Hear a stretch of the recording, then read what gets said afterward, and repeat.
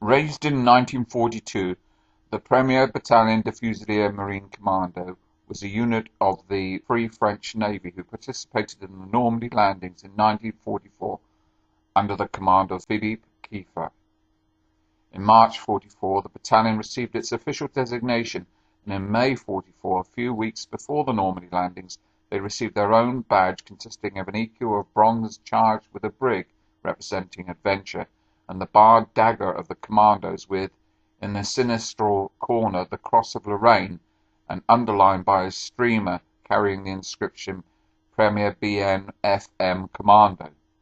The green beret was worn in the British fashion, pulled right with badge over the left eye or temple. The battalion was initially assigned to No.4 Commando of the British Army 1st Special Service Brigade, serving as its 5th and 6th troops. The unit began training for the impending liberation of France in March 44.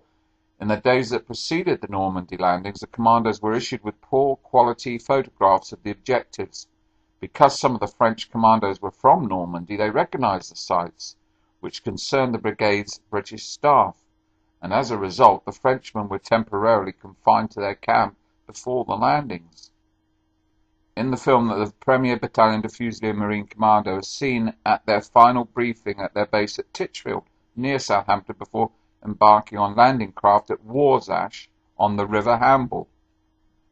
Promoted on June the 5th, Captain de Corvette, Lieutenant Commander, Philippe Kieffer commanded the operations of the 177 men of the 1er Bataillon de Fusiliers Marine Commando from June the 6th in Normandy. Their specific objective was to achieve a breach 500 metres to the west of Riva Bella in support of the 3rd Infantry Division, on the east of the Allied landing near Corville, Montgomery. They were the first to be unloaded in this sector, with No.4 Commandos landing craft having to let them pass to the lead as initially planned. It was a concern of Allied High Command that Operation Overlord should not be remembered for the invasion of France, but the liberation. The French Marine Commandos were the only completely volunteer unit fighting on June the 6th, and it was only fitting that they were seen to lead the assault on D-Day.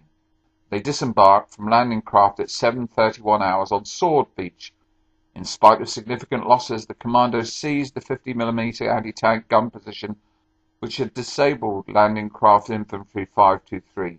They then took the former Casino de Riva Bella before advancing between Corville and St. Auban-Aquarenais to meet the British paratroopers of the 6th Airborne Division at Pegasus Bridge, arriving around 16:30 hours, where they occupied the perimeter. 25% of their men were lost or wounded on June the 6th, including Kieffer, who had been wounded twice in the course of the day. The French Marine Commandos fought in Normandy until the 27th of August 1944, when the battalion was returned to the United Kingdom for rest and to receive replacements. In November 1944, they took part in a combined arms operation undertaken by the British and Allied commandos in Holland, and by October 1944 had 3 companies.